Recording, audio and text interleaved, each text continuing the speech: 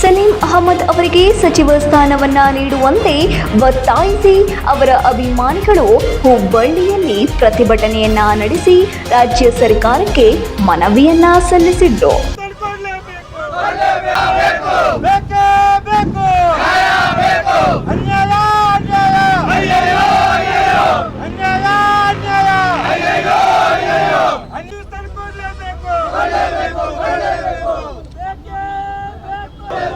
ಕಿತ್ತೂರು ಕರ್ನಾಟಕ ಸಚಿವ ಸ್ಥಾನ ಕೊಡಲೇಬೇಕು.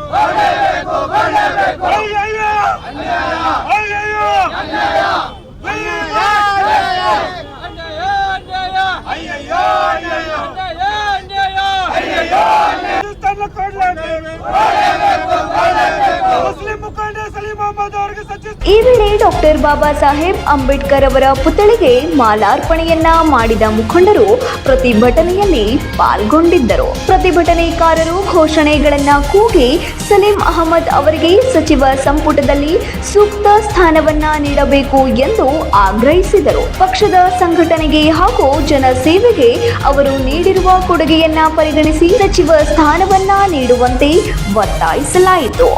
ಇವತ್ತು ನಾವು ಎಲ್ಲ ಹುಬ್ಳಿ ವತಿಯಿಂದ ನಮ್ಮ ಕಿತ್ತೂರು ಕರ್ನಾಟಕ ಏನಿದೆ, ಕಿತ್ತೂರು ಕರ್ನಾಟಕ ಒಳಗೆ ಕಳೆದ 22 ವರ್ಷ ಆಯಿತು. 22 ವರ್ಷದಿಂದ ನಮಗೆ ರಿಪ್ರೆಸೆಂಟೇಷನ್ ಇಲ್ಲ. ಇಲ್ಲಿ ನಮ್ಮ ಲೋಕಲ್ MLC ಸಲೀಂ ಅಹಮದ್ ಅವರು ಆಯ್ಕೆಯಾಗಿ ಹೋಗಿದ್ದಾರೆ. ಫಸ್ಟ್ ಪ್ರಿಫರೆನ್ಸಲ್ಲಿ BJP ಸರ್ಕಾರ ಇದ್ದರೂ ಕೂಡ ಪ್ರದೀಪ್ ಶೆಟ್ಟರನ್ನು ಅವ್ರಿಗಿಂತ ಜಾಸ್ತಿ ವೋಟ್ ಪಡೆದು 1000 ವೋಟ್ ಲೀಡಲ್ಲಿ ಫಸ್ಟ್ ಪ್ರಿಫರೆನ್ಸಲ್ಲಿ ಗೆದ್ದು ಇಲ್ಲಿಂದ ಅವರಿಗೆ ನಾವು ಕಳಿಸಿದ್ದೀವಿ.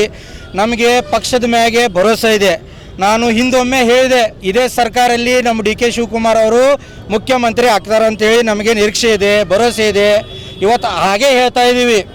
ನಮಗೆ ಈ ಸೆಕೆಂಡ್ ಲಿಸ್ಟ್ ಒಳಗೆ 101% ಸಲೀಂ ಅಹಮದ್ ಅವರು ಆಗ್ತಾರೆ ಅಂತೇಳಿ ನಮಗೆ ನಿರೀಕ್ಷೆ ಇದೆ.